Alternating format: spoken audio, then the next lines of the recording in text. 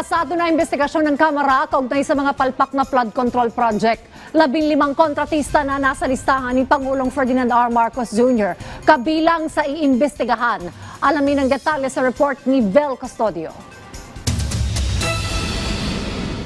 Kasado na ang pagdinig ng Kamara kaugnay sa anomalya umano sa flood control projects. Ayon kay Chairperson Terry Ridon, gugulong ang investigasyon ng House Tri-Committee on Infrastructure sa loob ng 2 linggo. Ito ay binubuo ng Public Works, Public Accounts at Good Governance.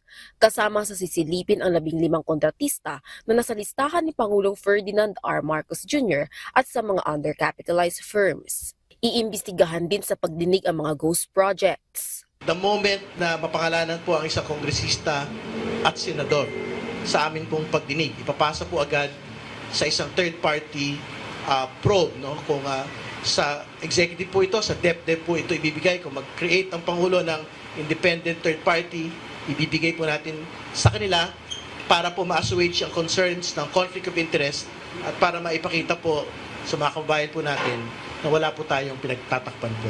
Sinabi ng Public Accounts Committee Chair na posibleng walang kinalaman ang local government unit sa mga palpak na proyekto dahil wala namang kinalaman ng LGU sa insertion ng line item sa General Appropriations Act. Pero dapat dumaan sa LGU ang mga permit para sa pagpapatupad ng proyekto.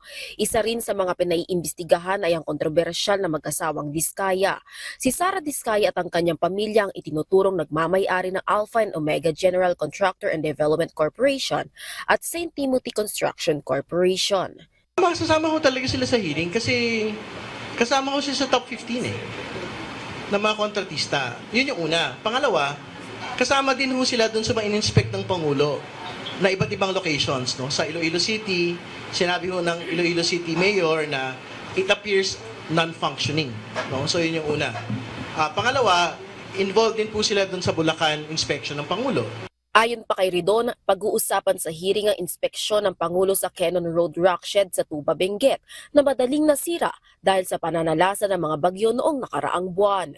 Vel Custodio para sa Pambansang TV sa Bagong Pilipinas.